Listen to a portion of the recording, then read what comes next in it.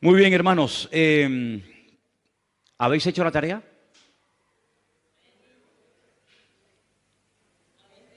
¿Habéis hecho la tarea a medias? ¿A medias qué significa? ¿Que leísteis la mitad del capítulo? La idea era leer durante toda la semana el capítulo 11 de la carta a los Hebreos. ¿Cuesta mucho leer un capítulo a la semana? No. De hecho, no había que leerlo una vez a la semana, sino de hecho había que leerlo cada día. ¿Sí? Entonces, si ustedes han leído ese capítulo, se habrán quedado, como yo, me imagino, sorprendidos de la riqueza y de la profundidad al mismo tiempo que contiene ese capítulo. 18 personajes diferentes se mencionan. 18 personas diferentes.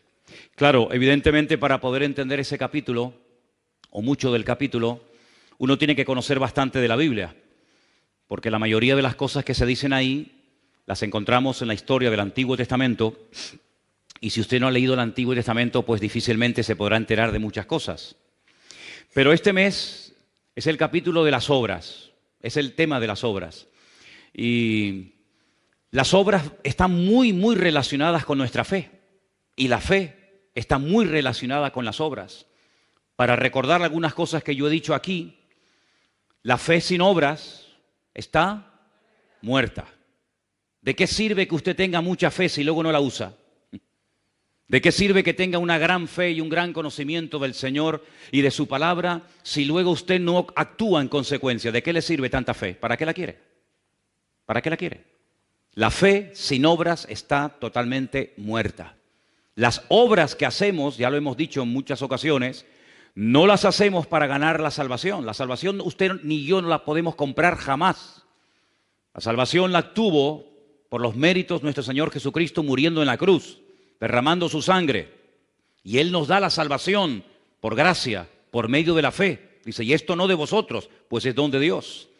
Pero una vez que ya nos hemos convertido, una vez que ya hemos puesto nuestra vida en las manos del Señor, se tiene que notar a la hora de hablar, a la hora de reaccionar, en lo que hacemos, en lo que decidimos, en lo que pensamos, etcétera. Todo tiene que estar, ¿verdad?, impregnado de esa fe, y es la que nos ayuda a movernos, a tomar decisiones, a cambiar nuestra forma de ver la vida, etcétera, etcétera. Ahora, si vamos al capítulo 11 del libro de Hebreos, y le pido por favor que vayan ya, ustedes van a encontrar que el capítulo 11 de Hebreos, cuyo tema central, como bien saben, es el tema de la fe, empieza dándonos una pequeña definición de lo que es la fe. Y aparecen dos sustantivos, el sustantivo certeza y el sustantivo convicción. Leamos el versículo 1. Dice, la fe es pues la certeza de lo que se espera, la convicción de lo que no se ve. Quiero volver a leer otra vez este versículo. Preste atención.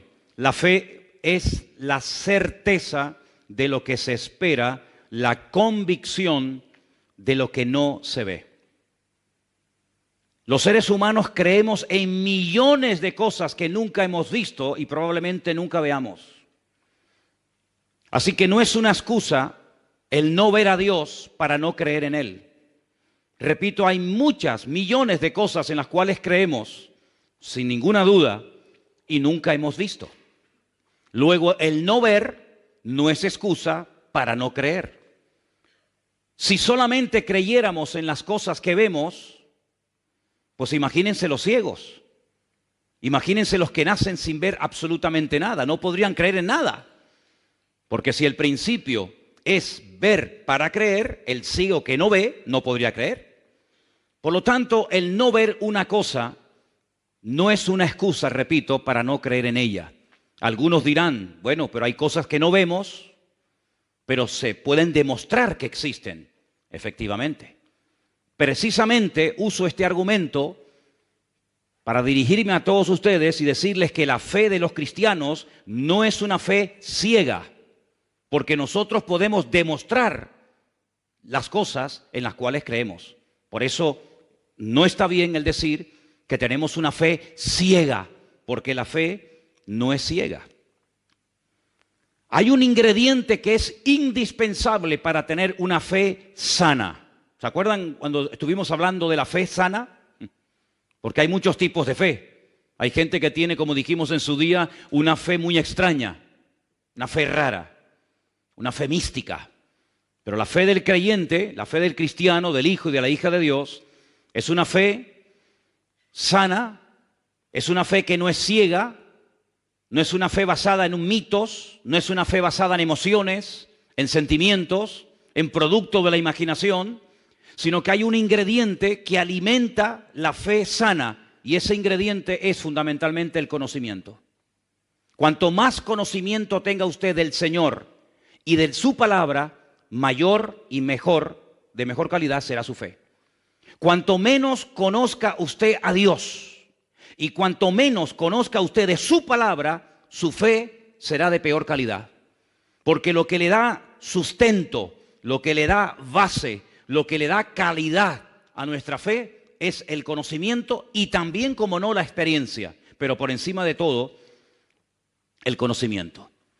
Vamos a poner ahí en la pantalla para que podamos leer la definición de la palabra certeza, porque aparece en el versículo 1 y queremos saber lo que esa palabra significa. Ahí la tenemos. La palabra certeza significa conocimiento seguro, claro y evidente que se tiene de algo sin ninguna duda. Es una creencia firme, fuera, no fuerza, fuera de toda duda. La duda es el cáncer que mata la fe. Donde hay duda, no hay fe. Y donde hay fe, no puede haber dudas. Por eso repito, la certeza es conocer a ciencia cierta, con una seguridad absoluta, clara y evidente, sin ningún género de dudas. La palabra convicción, que es un sustantivo, casi diríamos que es un sinónimo de la palabra anteriormente leída, es conocimiento seguro y claro y evidente, seguridad que tiene una persona de la verdad o certeza de lo que piensa o siente. Es una creencia firme, fuera de toda duda. Usted está firme, usted cree que Dios existe, usted cree que lo que la Biblia dice es verdad, porque el conocimiento es lo que hace que su fe sea una fe a prueba de bombas, una fe que supera la prueba, una fe que supera la duda, una fe que supera cualquier ataque interno o externo que usted a lo largo de su vida y de su trayectoria con el Señor pueda experimentar o recibir. Por lo tanto, si usted no tiene certeza y convicción de sus creencias, difícilmente usted tendrá una fe a prueba de pruebas. Por lo tanto, amados hermanos, partimos de la base de que la fe no puede estar basada única y exclusivamente en una experiencia personal, que es muy importante y es necesario el tenerla, por supuesto que sí. Pero por encima de cualquier experiencia, sensación, visión, sueño, sentimiento, emoción, etcétera, está la palabra de Dios, porque no es una fe fanática, no es una fe que nos ciega y nos impide ver la realidad de las cosas, sino al contrario, la fe nos ayuda a no creer en tonterías. La fe nos ayuda a superar tradiciones que han estado por siglos y siglos impidiéndole a la gente tener una fe genuina en el Señor. Hay pueblos en este país, aquí en España, en este país donde vivimos, que por encima de la fe y de lo que dice la palabra de Dios está la tradición. En otras palabras, la tradición manda. Y cuando le preguntas a muchas personas de este país, ¿y ustedes por qué hacen eso? ¿Y por qué practican tal cosa? ¿Y por qué hacen esto con estos animales? ¿Y por qué hacen esta festividad? Te dicen, por la tradición. Es una tradición ancestral que ha pasado de padres a hijos, de generación en generación, y como es la tradición, hay que hacerlo, aunque sea un disparate, aunque sea una locura. Pero la tradición es la que manda. En la vida del creyente no hay tradición que mande. En la vida de cualquier hijo de Dios, lo que tiene que ser la base y el fundamento sólido que le da consistencia a todo el resto de nuestra vida es la palabra de Dios, el conocimiento fidedigno de la palabra de nuestro Dios. ¿Cuántos dicen amén? En otras palabras, racionalmente hay que creer en Dios, no fanáticamente. La Biblia dice en el libro de Romanos, concretamente en el capítulo 12, que la fe del creyente está basada también en la razón. Él es nuestro culto racional, dice la Biblia. Creemos en cosas que se pueden demostrar, porque si no se pueden demostrar, ¿cómo voy a creer en algo que no se puede demostrar? No somos locos. Yo creo en Dios porque puedo demostrar que Dios existe. Yo creo en la Biblia porque puedo demostrar que la Biblia es la palabra de Dios. Por eso no creo en el Corán como palabra de Dios, porque nadie me puede comprobar, nadie me puede demostrar que el Corán es la palabra de Dios. Por eso no creo en las imágenes, porque nadie me puede demostrar que esa es la forma como Dios quiere que se le adore y como quiere que un ser humano se le acerque a Él.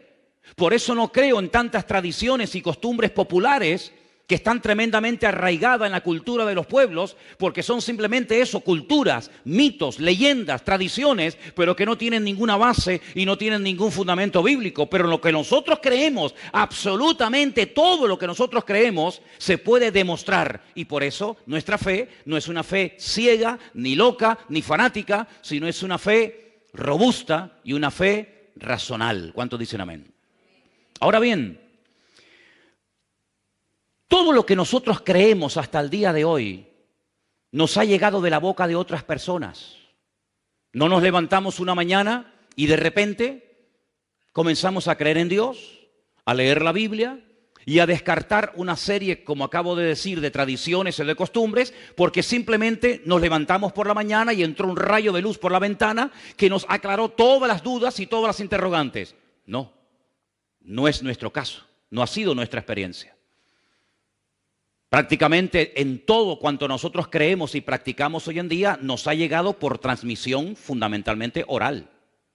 Porque otra persona nos habló del Señor y a esa persona le habló una persona y así es como los eslabones de una cadena. Ahora, lo que nos ha llegado a nosotros como palabra de Dios, lo que nos ha llegado a nosotros acerca de la vida de Cristo y de sus milagros, de su muerte, de su resurrección, etcétera, etcétera, goza de credibilidad. Es decir, nos podemos fiar que lo que nos han predicado y lo que nos han dicho las gentes a lo largo de los 2000 años de historia de la iglesia es verdad. ¿Te has preguntado alguna vez si lo que leemos en la Biblia realmente era así o no era realmente como nos han dicho? ¿Cuánto tiempo ha pasado? ¿Cuántas generaciones han pasado desde la época de Jesús hasta hoy en día? Déjenme que les dé un pequeño dato. Cuando usted comienza a leer el Evangelio según San Mateo, usted se encuentra que en el capítulo 1 hay un enorme árbol genealógico de los antepasados del Señor Jesucristo. ¿Sí o no?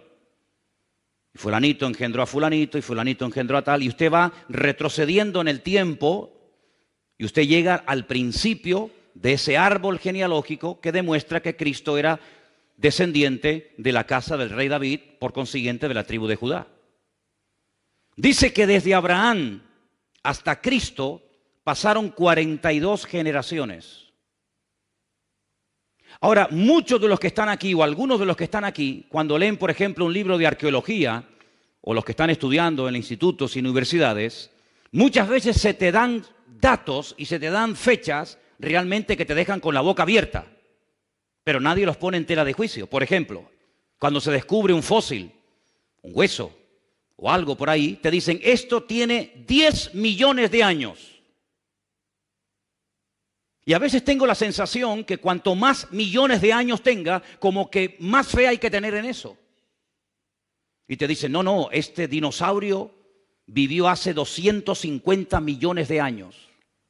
Y nadie cuestiona la barbaridad de millones que le ponen, la cantidad de ceros que le añaden a la derecha a esa cifra.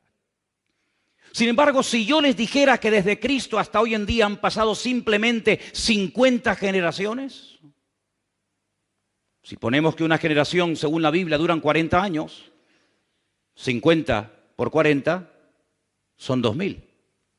Es decir, tenemos que creer que ese hueso, que ese dinosaurio, que esa piedra o lo que sea, tiene 100 millones de años y nadie puede decir ni mu, porque lo ha dicho el señor fulano de tal. Pero si yo os digo que de aquellas personas que vieron, hablaron y caminaron y palparon y reconocieron al Señor, simplemente han pasado 50 generaciones, que no es nada, 2000 años, todo el mundo se pone como en guardia. ¿Cómo es posible que no haya ningún problema a la hora de aceptar millones de años para una cosa y todo tipo de objeciones y de problemas y de trabas se ponen cuando hablamos de que desde Cristo hasta nosotros hoy en día han pasado aproximadamente 50 generaciones o 2000 años? ¿Por qué? Porque hablamos de Cristo. Y cada vez que se menciona o se habla de Cristo, automáticamente la gente se pone en guardia. Nadie se pone en guardia cuando te dicen que este hueso tiene 200 millones de años. Nadie. 200 millones de años, perfecto. Pero todo el mundo o mucha gente cuando hablas de Cristo y de la credibilidad de la Biblia y de la credibilidad de los manuscritos de la Escritura y de la antigüedad y del tiempo, se ponen en guardia. Pues déjenme decirles algo. Hay mucho más base para creer en las personas que vieron, caminaron y oyeron y aprendieron directamente de los labios de Cristo, que para creer que ese hueso tiene 250 millones de años. Porque los sistemas de datación de las cosas, de los huesos, de las piedras, etcétera, muchas veces falla. De hecho, se han aplicado sistemas de medición sobre animales que están vivos, como por ejemplo el carbono 14 o la radiación que queda en una piedra, en algo cuando pasa el tiempo, y han dado que tiene millones de años y el animal estaba vivo y no se había muerto. Sin embargo, las personas que le conocieron gozan de toda nuestra credibilidad y de todo nuestro respeto, porque fueron testigos oculares del hecho que marcó un antes y un después en la historia de la humanidad. Sabemos cómo se llamaban, dónde vivían. Podemos hasta el día de hoy visitar los lugares donde vivieron, donde caminaron, donde predicaron, donde fueron torturados, donde fueron encarcelados, etcétera, etcétera. Incluso, fijaros qué interesante esto, los que le perseguían, es decir, los peores enemigos, utilizando la literatura, hablaron y todos sus enemigos coinciden que lo que ellos decían es lo que había ocurrido, pero que no querían aceptarlo. Tenemos muchas cartas y manuscritos de personas ateas, de personas que eran enemigos del cristianismo, que escribían y decían es que están empeñados en decir que su Dios, que su Señor, que su Mesías murió en una cruz y que dicen todos que resucitó al tercer día. No había ningún tipo de dudas entre ellos, sino que estaban unidos, y podemos decir que no solamente por lo que dijeron y por lo que escribieron, sino que la arqueología, la literatura y la historia nos permiten a nosotros los cristianos hoy en día afirmar con toda certeza y convicción que todo cuanto nosotros creemos hoy en día no es producto de la imaginación ni de una locura, sino que tenemos una fe basada en un conocimiento certero de que la palabra de Dios está a prueba de bombas. Si alguien aquí ha cuestionado la Biblia, permíteme decirte que antes que tú ha habido millones de personas que han criticado y han dicho todo tipo de barbaridades en contra de la Biblia. Y muchos de los que comenzaron a meterse en contra de la Biblia y a investigar y a estudiar y a profundizar, porque la fe no impide investigar, la fe no impide, ¿verdad?, el razonar, el preguntar, el indagar, no, en absoluto. Es una fe racional, Él es nuestro culto racional, repito. Muchas de esas personas terminaron convirtiéndose y dándose cuenta de que era dura cosa es dar cosas contra el aguijón y mejor es convertirse a Cristo que ponerse a Cristo en su contra. Por lo tanto, queridos hermanos y amigos, tenemos una fe a prueba de bombas. ¿Cuántos dicen amén? Pero esa fe y ese conocimiento nos tiene que llevar a la acción. Porque entonces, ¿para qué nos sirve a nosotros todo lo que estamos escuchando esta noche? Simplemente para presumir y decir, wow, tenemos una fe a prueba de bombas. Tenemos una Biblia que es una pasada, un libro matemáticamente perfecto. No, hermano, no simplemente es para que presumamos de que tenemos un Dios poderoso, sino para llevarnos a una vida práctica, para llevarnos a la acción y para que todo lo que hagamos después de haberle conocido a Él afecte todas las áreas de nuestra vida. Lo familiar, lo psicológico, lo mental, lo económico, absolutamente todas las áreas de la vida tienen que estar impregnadas por la fe que tenemos. Ahora bien, esa palabra tan usada en el libro de Hebreos capítulo 11, la fe, la palabra emuná del hebreo, es una palabra que también tiene otras traducciones, no solamente fe, sino que también se puede traducir por lealtad y por confianza. La misma palabra. ¿Por qué? Porque no hay ninguna garantía que cuando una persona conozca la verdad va a hacer caso y obediencia a la verdad. No hay ninguna garantía. De hecho, hay personas que saben perfectamente que están haciendo algo mal, que les puede causar la muerte, lo saben y lo siguen haciendo. Luego, no hay ninguna garantía que cuando una persona se exponga y conozca la verdad, diga, Señor, perdóname, tú tienes la verdad. Sino puede ser, y no es la primera ni la última vez, que una persona que conoce la palabra, que conoce la verdad, que ha entendido el Evangelio, viva de espaldas al Evangelio. No es la primera vez. Por lo tanto, cuando hablamos de fe, tenemos que preguntarnos, ¿vamos a ser obedientes a lo que aprendemos? ¿Vamos a ser coherentes con nuestra fe? ¿Cómo demuestro que soy obediente y coherente con la fe que tengo? A través de las acciones que hago. Porque si mis acciones contradicen a la fe que digo tener, mi fe probablemente no es una fe sana, sino es una fe muy particular, muy personal, donde yo pongo las reglas en vez de someterme, como tengo que hacer, a las reglas y a los principios de nuestro Dios. ¿Cuántos dicen amén? Dígale al que está a su lado, nuestra fe no es ciega, nuestra fe es una fe racional, basada en el conocimiento. Aleluya. Ahora, algunas personas dicen, yo soy hombre de ciencia, más que de fe. Bien. Dicho sea de paso, la palabra ciencia o conocimiento está en la Biblia. Es un don. La Biblia dice que hay un don que es el don de ciencia. No voy a hablar del tema ese ahora, pero el Señor en ningún momento está en contra del conocimiento, en absoluto. El Señor Jesucristo una vez le dijo a unos, ustedes hacen las cosas mal porque no conocen, porque no tienen conocimiento de las Escrituras. Y por eso no conocen el mover de Dios. Por eso cuestionan los milagros. Por eso cuando yo sano a una persona, dudan de que esa persona verdaderamente estuvo enferma. ¿Se acuerdan, por ejemplo, en Juan? En el Evangelio según San Juan, capítulo 9, dice que el Señor sanó a una persona que era ciega de nacimiento. No que había perdido la vista, sino que fue ciego desde el vientre de su madre hasta que el Señor lo sanó. Juan capítulo 9. Y cuando fue sanado, llamaron a sus padres porque los judíos decían, mientes, tú nunca fuiste ciego. Y entonces vinieron los padres y dijeron, nuestro hijo nació ciego. Pero no nos preguntéis a nosotros, sino preguntadle a él porque ya tiene edad, porque dice la Biblia que tenía 40 años. Cuando una persona no conoce al Señor ni conoce su palabra, puede llegar a cuestionar todo. Por eso hay personas que cuando tú le abres tu corazón y le cuentas tu testimonio, se rebelan, te llevan la contraria, se burlan de ti, porque no conocen a Dios.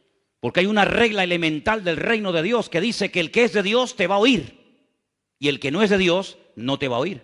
En esto conocemos quiénes son de Dios y quiénes no son de Dios, lo dice la Biblia. Entonces, cuando una persona se goza en lo que le estás contando, algo que Dios ha hecho en tu vida, un milagro, una respuesta a una oración o lo que sea, puedes tener la completa seguridad de que esa persona se goza porque cree y tiene la misma fe y conocimiento que tú tienes. Pero cuando a una persona le dice, yo tenía cáncer y Dios me ha sanado, y se burla y cuestiona el poder de Dios, es porque no conoce ni a Dios ni a su palabra. Porque si conociera a Dios y a su palabra, diría, gloria a Dios, ¿cómo no te va a sanar el Señor de cáncer si Él es el Señor todopoderoso? ¿Cuántos dicen amén? Pero cuando el Dios de esa persona no es un Dios todopoderoso, ¿cómo te va a sanar a ti Dios de esa enfermedad o de cualquier otro problema? ¿Te das cuenta? Así que la ciencia te lleva hasta la frontera, te permite conocer cosas, pero no te permite entender las cosas. Por eso hay gente de ciencia que conoce, pero no entiende.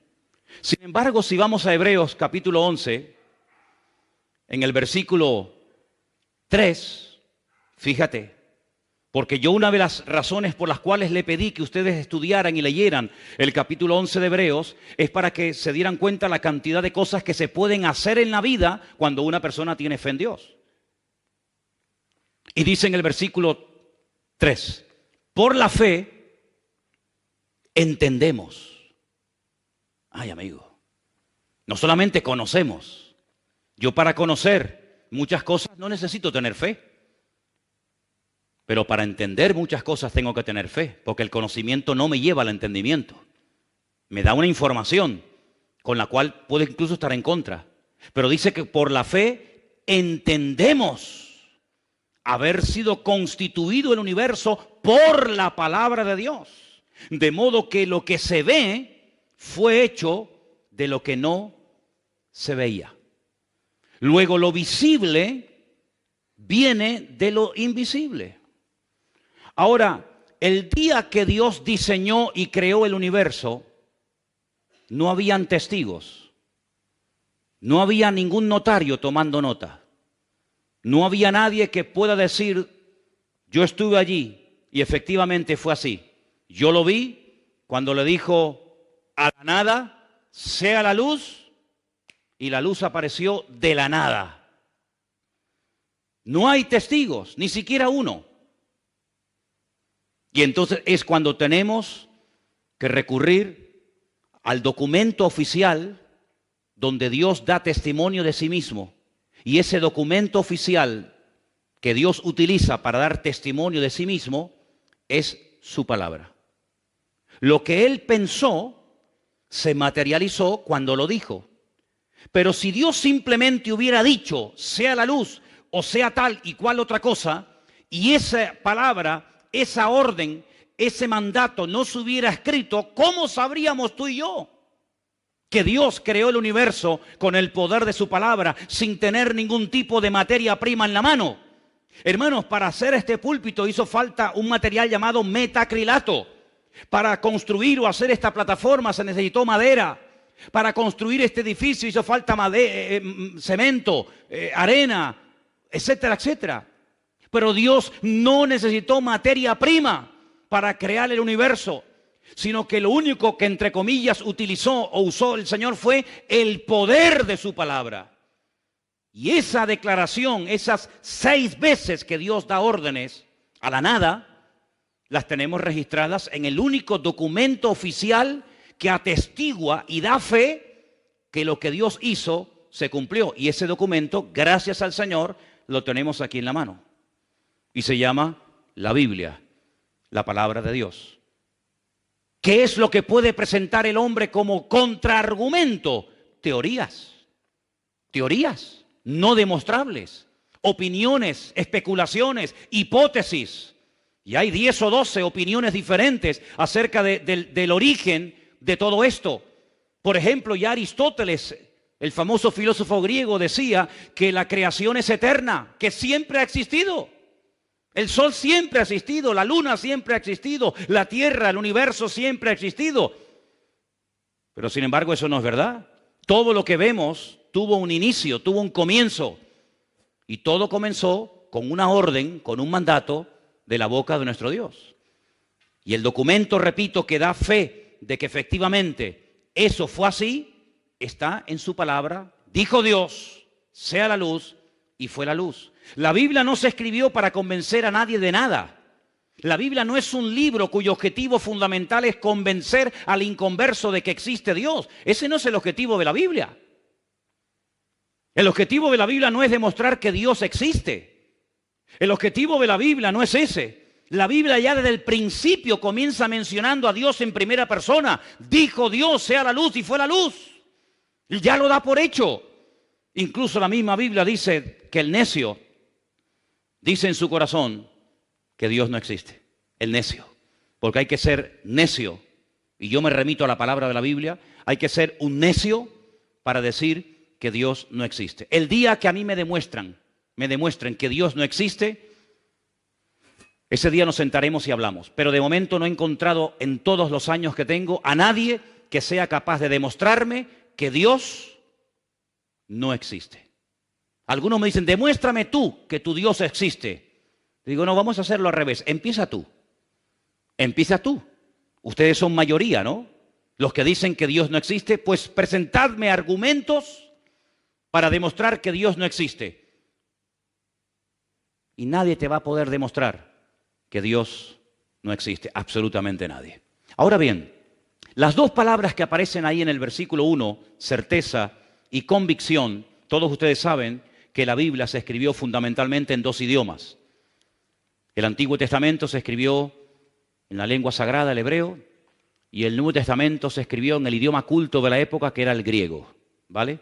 Los manuscritos de los cuales se ha traducido el Nuevo Testamento a todas las lenguas que existen hoy en día son de origen griego. Las dos palabras que aparecen ahí en el versículo 1, griegas, para hablar acerca de certeza y convicción, una de ellas es la palabra upostasis. Permítame llevarles al capítulo 1 de Hebreos, versículo 3. Estamos en Hebreos capítulo 1, versículo 3, donde dice lo siguiente.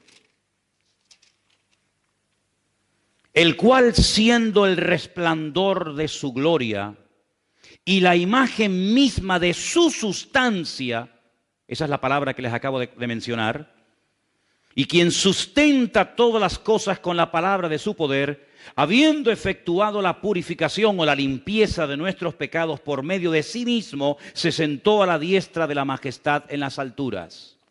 Una cosa es que yo diga la palabra agua, que todo el mundo la conoce, y otra cosa es cuando tomamos ese elemento que todo el mundo conocemos y sin el cual es imposible la vida, y lo analizamos químicamente.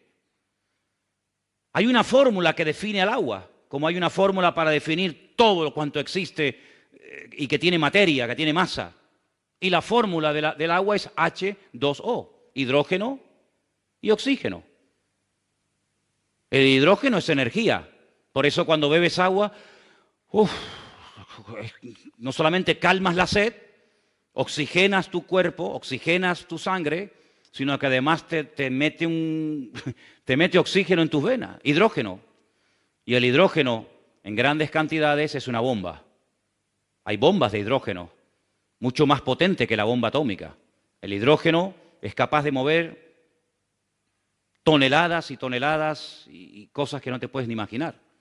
En una pequeña cantidad, si fuera más nos mataría, si fuera menos no serviría para nada, pero con esa fórmula H2O, dos moléculas de hidrógeno y un oxígeno, sobrevivimos y gracias al Señor por ese elemento tan maravilloso. Y dicho sea de paso, 3/4 partes de nuestro cuerpo es agua y solamente una parte es materia.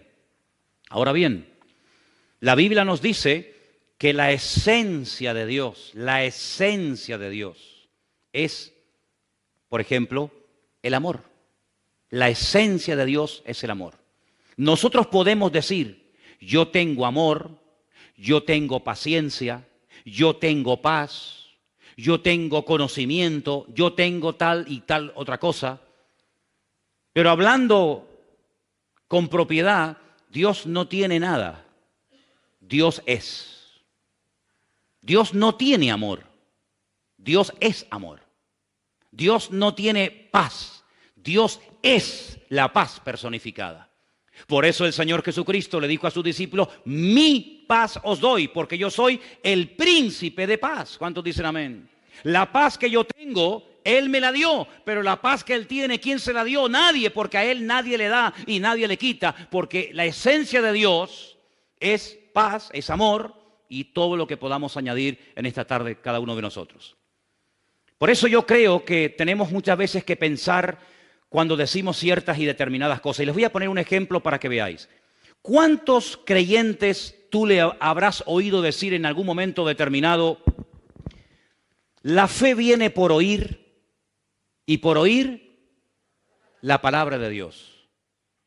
¿Habéis oído alguna vez a algún hermano, o a lo mejor tú mismo has dicho alguna vez, la fe viene por oír y por oír la palabra de Dios? ¿Sí o no? Pues os habéis equivocado totalmente. Porque eso no dice la Biblia. No me diga, hermano, no, perdone. La Biblia no dice que la fe viene por el oír. Eso no dice la Biblia. Compruébelo. ¿Dónde está eso? Romanos 10:17. ¿Me lo puedes poner? Romanos 10:17. Vamos a leer el versículo como lo que dice, no como lo que yo creo que dice. Porque cuando mencionamos mal la palabra de Dios, podemos estar esperando una falsa promesa, creyendo en una falsa expectativa o declarando algo incorrecto. Si ustedes leen el versículo Romanos 10:17, la palabra viene, el verbo venir, no aparece por ninguna parte. ¿Lo leemos juntos? Ahí lo tenéis. Así que la fe es por el oír y el oír por la palabra de Dios. ¿Dónde dice la fe viene? Yo no lo veo por ningún lado. ¿Usted lo ve? A ver si yo veo bien. Déjame quitarme las gafas. No, pues no veo nada, ¿eh? No lo veo. La fe es.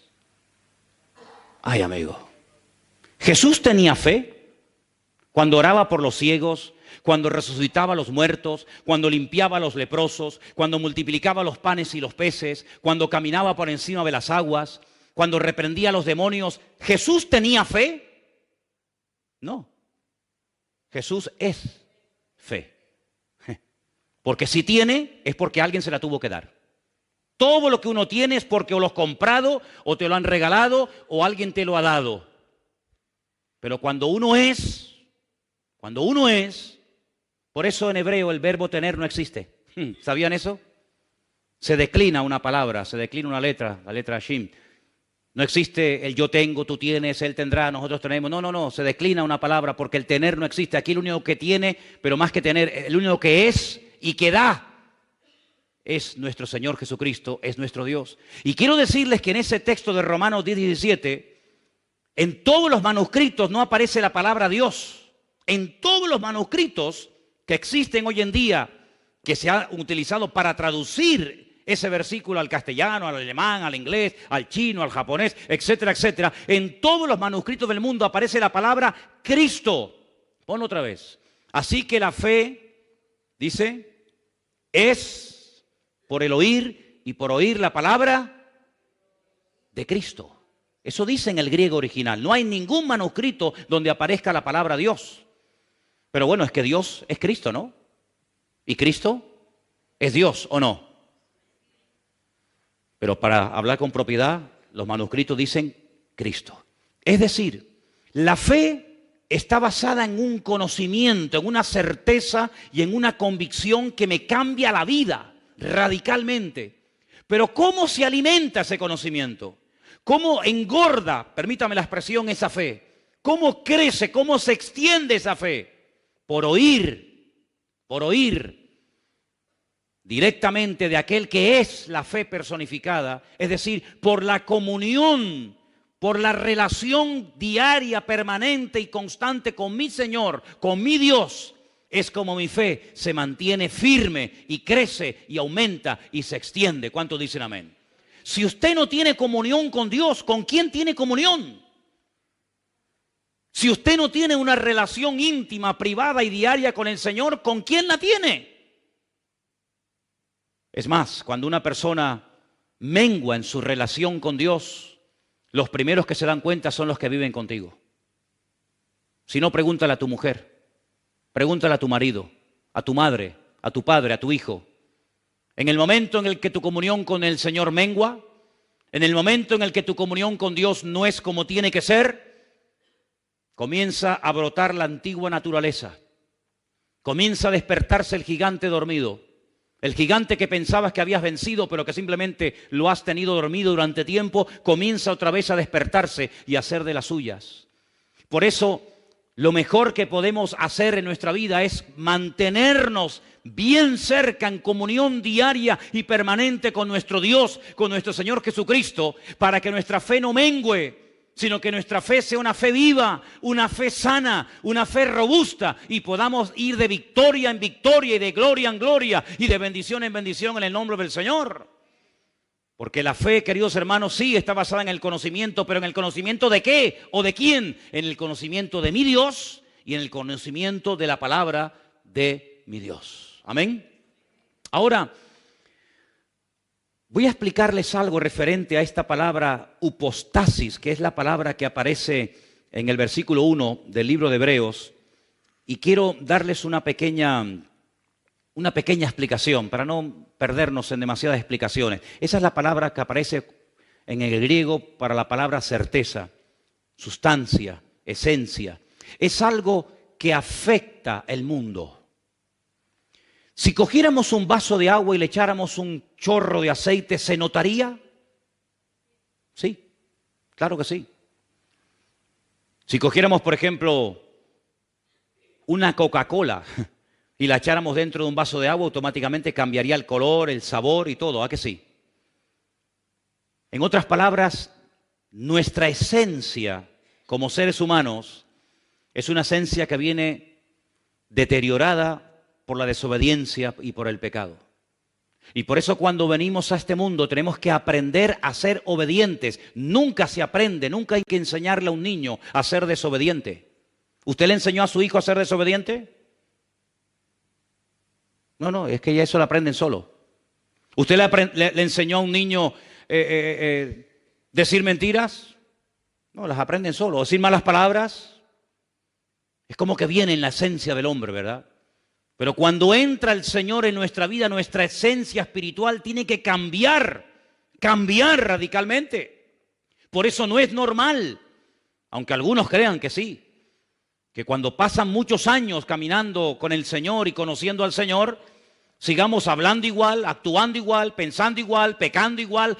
Juan observa y dice, el que sigue practicando y viviendo en el desorden, el que sigue viviendo como si nada en el pecado, es que no ha conocido a Dios. Porque el que ha conocido a Dios no practica el pecado. ¿Cuántos dicen amén? Dígale que está a su lado. El que conoce a Dios no practica el pecado. No lo puede practicar. Porque cuando uno conoce al Señor, lo que menos uno quiere hacer en la vida es pecar y desobedecer al Señor. En esto conocemos que hemos pasado de muerte a vida, dice Juan, en que amamos a los hermanos. ¿Cómo pueden pasar años sin dirigirle la palabra a una persona y usted llamarse cristiano? Es que probablemente usted no sea cristiano. Porque la Biblia dice que el que practica asiduamente algo no ha conocido a Dios. Es que no lo digo yo, que yo no he escrito ni una página de la Biblia. La Biblia dice que ama a Dios y trata al trancazo a su hermano y no le habla, lo insulta, lo humilla, no lo ama, no lo respeta, no lo perdona, no le permite en un momento determinado cometer un agravio contra usted, entonces usted es más duro que Dios. Usted es más juez, más duro y más intolerante que Dios. Porque la Biblia dice que en esto se demuestra que hemos pasado de muerte a vida. En que hay algo en nuestra naturaleza que ha cambiado. ¿Y saben lo que ha cambiado? La esencia. Ahora tenemos la esencia de Dios. Dice que Él es el autor y el consumador de nuestra fe. Él es el que nos da la fe y el que nos mantiene esa fe viva en nosotros.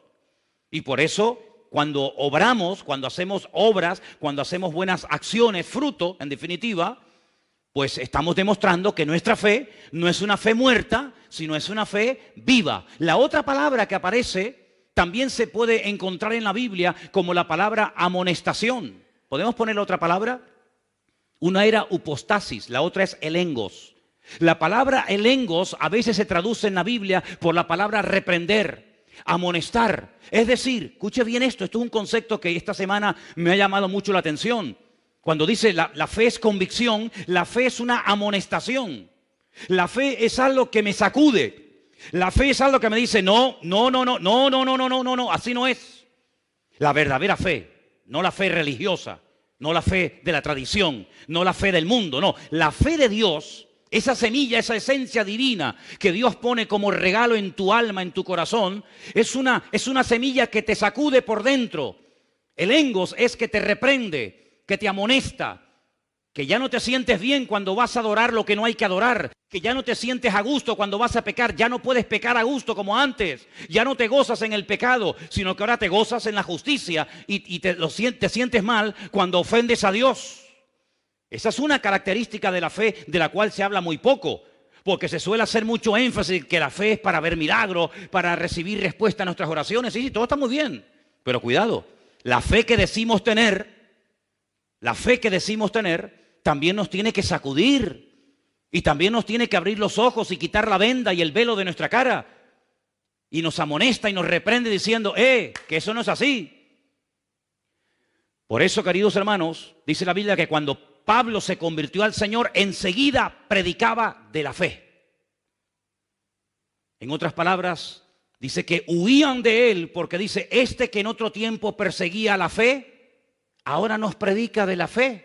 Claro, La esencia del apóstol Pablo, como la esencia de cualquier ser humano, cuando pone su vida en las manos del Señor, cambia radicalmente, completamente cambia. Antes huían de Pablo, ahora se acercaban a Pablo porque tenía palabra de Dios. Lógico, porque esa esencia de Dios es una esencia que no espanta, es una esencia que atrae, porque es como un imán que lleva a la gente al conocimiento de la verdad. ¿Cuántos dicen amén? Miren la mujer samaritana. La mujer samaritana, la de Juan capítulo 4, la conocemos, ¿sí? ¿A qué hora fue a buscar agua? A las 3 de la tarde. ¿A quién se le ocurre? ¿A quién se le ocurre a las 3 de la tarde en Israel con el calor que hace ir a buscar un cántaro de agua? ¿A nadie? Pero es que ella iba a esa hora porque nadie la veía, porque era una mujer de mala reputación, era una mujer que había destrozado muchos hogares. Una mujer, como dije en una ocasión, que había robado muchos maridos a otras señoras casadas. Y entonces ella iba a esas horas tan extrañas de la tarde, porque resulta de que nadie la iba a cuestionar y nadie la iba a ver. Pero allí estaba el Señor. Y el Señor, como saben, le pide agua. Y el Señor, hay un momento en el que se le queda mirando y le dice, ¿sabes? ¿Por qué no vas a la ciudad y le dices a tu marido que venga? Qué sabiduría, ¿no? Ella le dice, es que yo no tengo marido. Dice, muy bien. Fíjate, no ocultó su realidad. Dice que el que encubre no prosperará. Muy buena respuesta, mujer. Has dicho lo correcto, no tengo marido, pero te recuerdo que ya has tenido 5. 5. Y el que ahora tienes tampoco es tu marido. Ya iba con 6. Y ninguno de los 6 era su marido. Entonces la mujer se queda sorprendida, se va a la ciudad, oyen al maestro, cambian de vida y cuando el Señor se va a los 2 o 3 días de Samaria, dicen los samaritanos la siguiente palabra. Ahora no solamente creemos en Él como el Salvador y como el Mesías que tenía que venir a este mundo, no solamente creemos en Él por tu testimonio y por lo que tú nos dijiste que Él te dijo, sino que ahora también nosotros, porque hemos tenido una experiencia personal con Él, ahora también nosotros tenemos una fe personal en Él. Una fe que no solamente depende de tu testimonio, sino una fe que nosotros tenemos porque también le hemos conocido personalmente. ¿Cuántos dicen amén?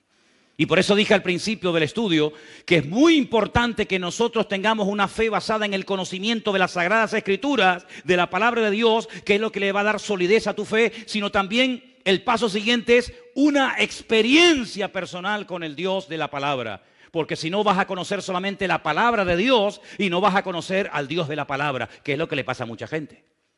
Hay muchas personas que han estudiado en seminarios y dicen que saben, mucho de la palabra de Dios, pero de Dios no tienen ni idea. Cada vez que voy a Israel me pasa lo mismo. Hablo con muchísima gente que tienen conocimiento de la palabra de Dios tremenda. Libros enteros de la Biblia se saben de memoria, cosa que ninguno de nosotros sabemos. No hay nadie aquí que se sepa un libro de la Biblia de memoria. Nadie. Y allí en Israel hay miles de personas que se saben libros y libros enteros de la Biblia de memoria. Pero de Dios, del Dios de la palabra, no tienen ni idea, porque si conocieran al Dios de la palabra, nunca hubieran crucificado al Hijo de Dios, ni lo hubieran rechazado, ni lo seguirían rechazando. ¿Te das cuenta? Luego el conocimiento por sí mismo no es suficiente, porque no hay nada peor que pecar después de haber conocido, después de haber recibido el conocimiento y seguir pecando y rebelándote contra el Señor. Ahora bien, la fe tiene un ingrediente muy interesante y es que te ayuda a cambiar lo natural por el poder de la fe en el mundo espiritual. Es decir, hay varios pasajes, voy a poner solamente 2 o 3 ejemplos para que veáis lo interesante que es. Hay gente que acepta cosas en la vida con una cierta resignación, como diciendo, bueno, esto es lo que me ha tocado en la vida. Esta es la cruz, dicen algunos, que me ha tocado llevar. Vamos a ver. ¿Usted se acuerda cuando un joven llamado David, que en aquel momento no era rey ni era nada, recibe el encargo de su padre para que vaya al campo de batalla donde están sus hermanos mayores a ver cómo están? ¿Se acuerda del pasaje? Seguro que sí. Dice la Biblia que cuando llegó al campamento y habló con sus hermanos y le dio la comida que traía para ellos de parte de su padre, él se dio cuenta de que en el campamento había un ambiente extraño. Allí no se respiraba a fe por ninguna parte. Allí había temor, allí había miedo. Y él pregunta y dice, ¿qué es lo que pasa? Porque yo noto que aquí hay un ambiente donde no está la presencia del Señor. Porque dice la Biblia que el amor echa fuera el temor, y allí había temor por todas partes, empezando por el rey hasta el último del ejército. Y le informan de que hay un paladín, que hay un gigante enorme llamado Goliat, que lleva 40 días asustando, amedrentando a las tropas del ejército de Israel. Y entonces él le dice al rey Saúl, yo voy a ir y voy a luchar contra ese hombre. Y todo Israel sabrá hoy que el Dios de Israel es el Dios vivo y verdadero. Recibe todo tipo de oposición. Primero por parte de sus hermanos. Segundo, el rey intenta ponerle una armadura que ni a él le servía, cuanto menos a David. En otras palabras, intentan con armas naturales dotar o capacitar a David para una batalla que ni ellos mismos, todos juntos, serían capaces de vencer al gigante Goliat. Pero David les dice una palabra extraordinaria, primero al pueblo y después al gigante Goliat, que es a lo que quiero ir. Primeramente le dice a los soldados, incluido al rey Saúl, yo no voy a él con espada y con jabalina, porque esta guerra, él había discernido que no era una guerra cuerpo a cuerpo, como tantas que tuvo que librar después cuando fue rey de Israel, sino que esta es una guerra que tiene una connotación diferente. Y ustedes no han sabido discernir el espíritu que hay detrás de este hombre. Ustedes miran a Goliat, pero yo me doy cuenta de que detrás de Goliat hay demonios. Detrás de Goliat hay fuerzas demoníacas que lo que intentan es frenarnos, humillarnos e impedir que seamos un pueblo feliz y un pueblo vivo y victorioso. Y por eso yo no puedo ir contra este hombre con una espada, con una lanza, con una jabalina, porque en este momento esta guerra no se gana así.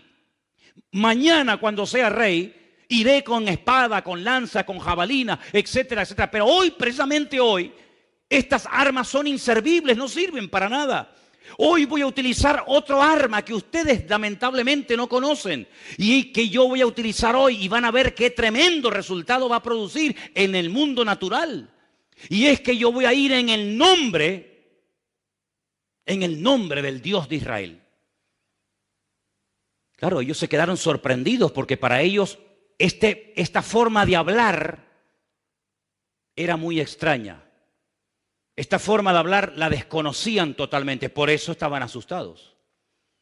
Porque uno tiene fe, amigo, hasta que tú pierdes el control. Y la verdadera fe es cuando empieza a funcionar, es cuando pierdes el control. ¿Lo has oído? La verdadera fe empieza a funcionar cuando tus recursos se acaban. Mientras tienes dinero en el banco, tú estás tranquila. Mientras tienes trabajo, no hay problema.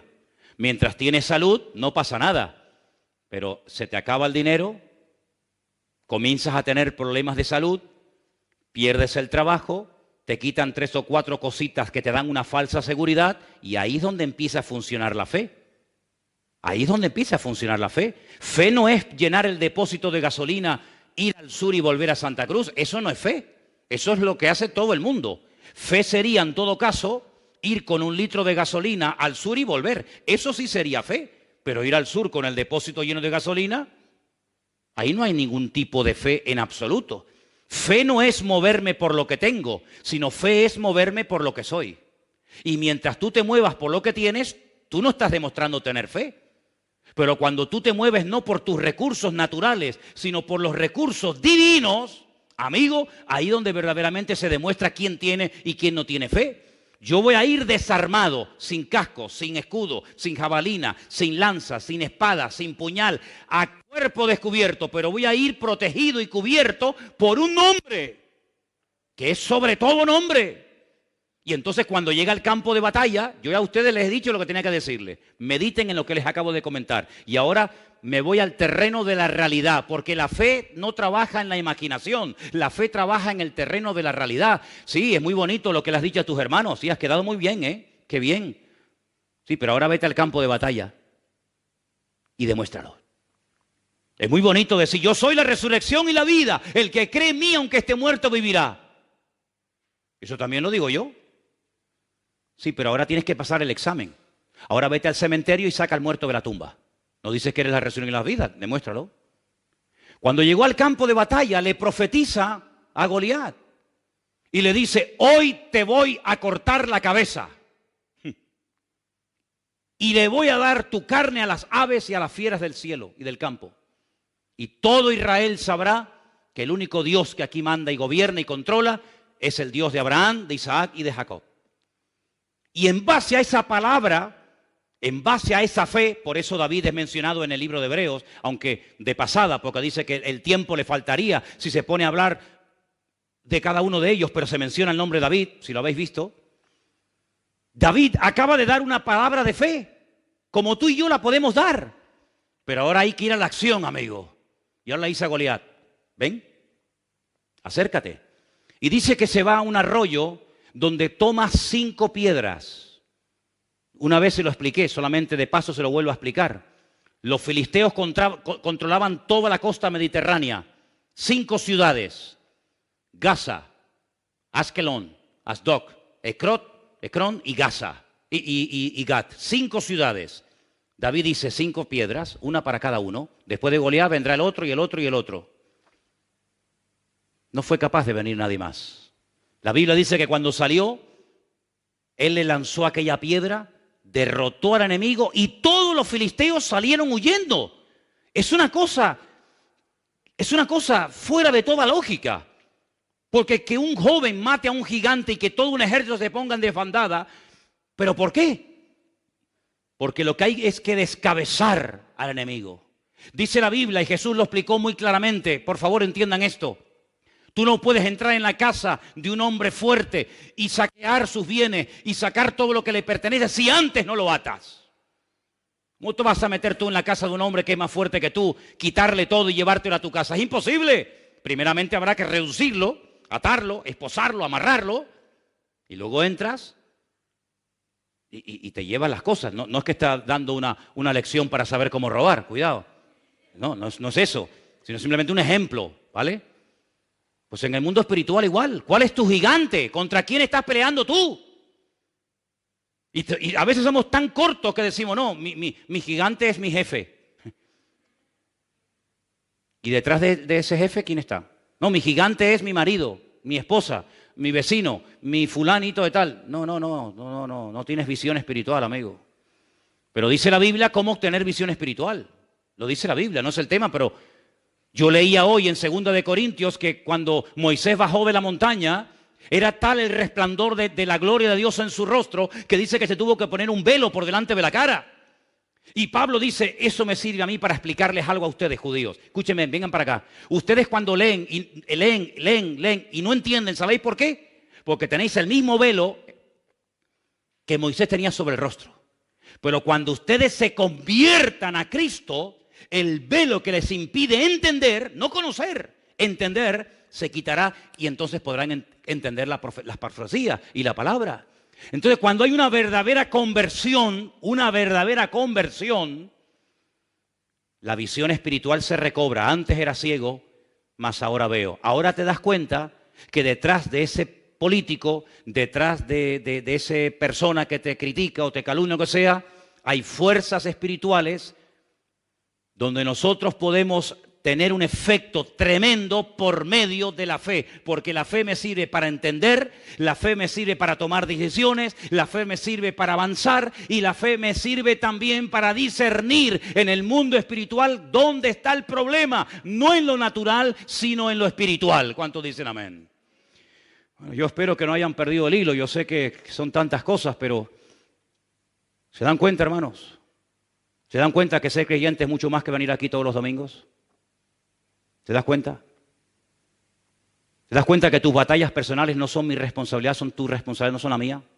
Que todos tenemos nuestras batallas y nuestros gigantes y nuestras luchas y nuestras ciudades amuralladas y nuestras fortalezas, todos. Y tenemos que crecer, sí, como pueblo de Dios, como iglesia, pero también a nivel individual. Tenemos que crecer.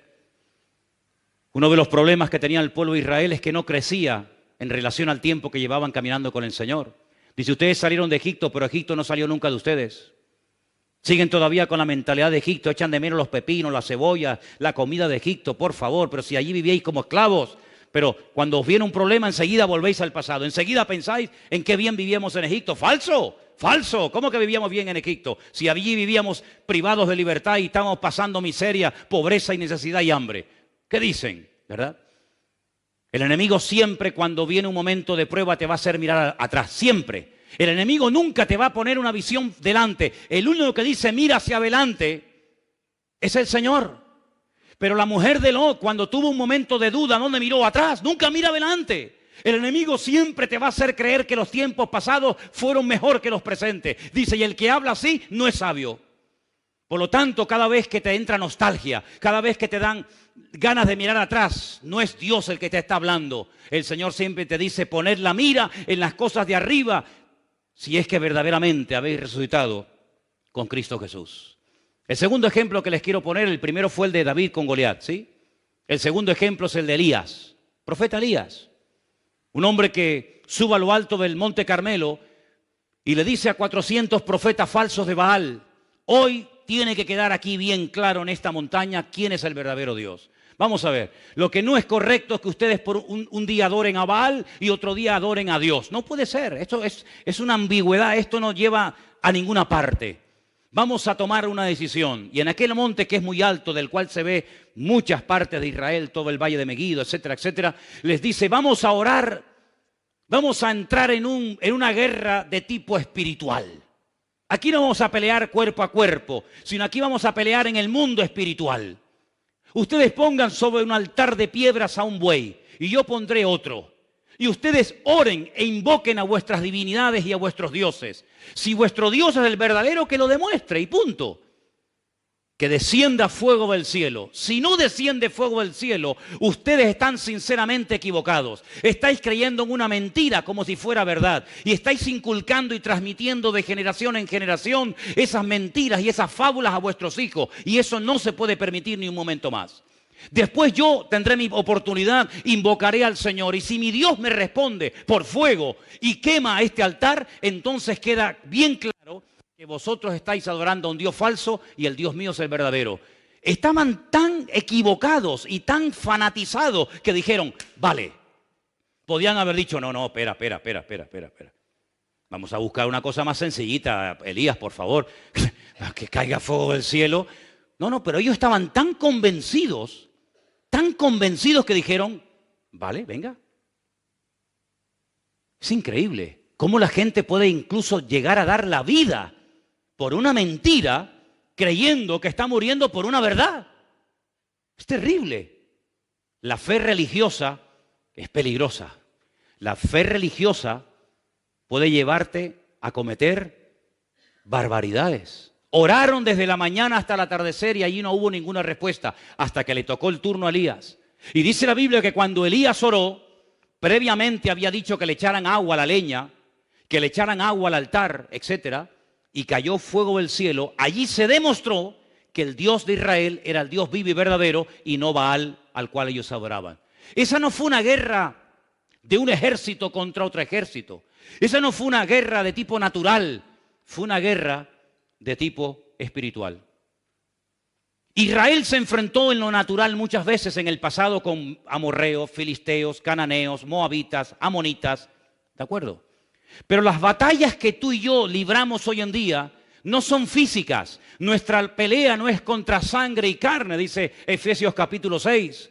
Las armas de nuestra milicia no son carnales. Nosotros, dice la Biblia, que peleamos contra principados, contra potestades, contra gobernadores de las tinieblas de este siglo, contra huestes espirituales de maldad en las regiones celestes. Y hay cristianos que ahí no saben pelear.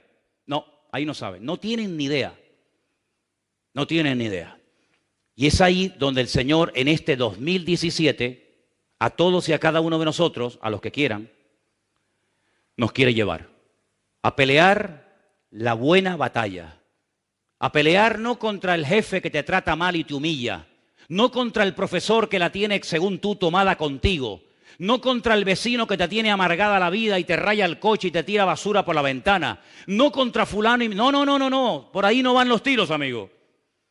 Sino aprender a leer, aprender a discernir en el mundo espiritual y darte cuenta que hay cosas que no vienen de Dios. Y lo que no viene de Dios, a través de la fe, yo tengo la autoridad de reprender, tengo la autoridad de tomar autoridad sobre esas cuestiones y cambiar lo natural a través del nombre de nuestro Señor Jesucristo. ¿Cuántos dicen amén? Y quiero solamente recordarles algo. En Marcos capítulo 4, verso 37, es el último pasaje que voy a leer, aunque tengo aquí material para dar y vender. Pero en Marcos capítulo, como dije, 4, verso 37, quiero que presten atención a este último texto que voy a leer en esta noche, por favor. Y dice así. Si quieren, arrancamos desde el versículo 35, para empezar a leer la historia del principio. Aquel día, cuando llegó la noche, les dijo, pasemos al otro lado. Pasemos al otro lado. Ya hemos estado mucho tiempo en esta orilla. Despidiendo a la multitud, le tomaron como estaba en la barca y había también con él otras barcas. Pero se levantó una gran tempestad de viento y echaba las olas en la barca de tal manera que ya se anegaba. Ahora, no estamos hablando de un transatlántico. Estamos hablando de pequeñas embarcaciones donde si entra mucha agua, lo más probable es que nos hundamos aquí todos y puede haber algún muerto. De hecho, ¿cuánta gente, cuántos miles de personas han muerto cruzando de diferentes partes del mundo hacia Europa porque el tipo de embarcaciones en el que vienen no sirven para nada? Pues aquí hay un ejemplo bíblico de cómo va un grupo de 12 personas en una pequeña embarcación, se desata una tempestad de tal magnitud. Y entonces fijaros que en el versículo 38 dice, él estaba en la popa, en la parte de atrás de la barca, durmiendo. ¿No se mareaba el Señor? Parece ser que no. Y no había biodramina, que yo sepa, en aquella época, ¿no? No se mareaba. Yo sé que si más de uno fuera en esa barca, madre mía, se hubiera tirado por la borda, ¿no? Estaba durmiendo en un cabezal y le despertaron y le dijeron, maestro, no tienes cuidado que perecemos, Señor, pero tú no te das cuenta que vamos a morir ahogados. Ahora vamos a pararnos un momento. ¿La fe para qué sirve? Para tomar sabias decisiones, para hablar correctamente. Ahora están hablando incorrectamente. ¿Por qué? ¿Quién es el que va dormido en esta barca? ¿Quién es el que va ahí dormido? ¿Cómo se llama ese señor que está ahí dormido? Yeshua HaMashiach, Señor Jesucristo. Bien. ¿Quién es él? Es el Mesías. Bien. Si es el Mesías, ¿qué dicen las profecías acerca de la muerte del Mesías? Bueno, Isaías 53 y otros pasajes es muy claro. Dice que traspasarían sus manos y sus pies y que moriría colgado, crucificado entre malhechores. Eso dicen las profecías. Si las profecías dicen que Él va a morir crucificado, ¿cómo le dicen al Señor, Señor, despiértate, que vamos a morirnos? No nos podemos morir. Él no puede morir en esta barca. ¿Por qué? Porque entonces la palabra sería mentirosa. Porque entonces Isaías era un mentiroso. ¿Se inventó eso de que lo iban a crucificar? ¿Se equivocó? No, iba a morir ahogado.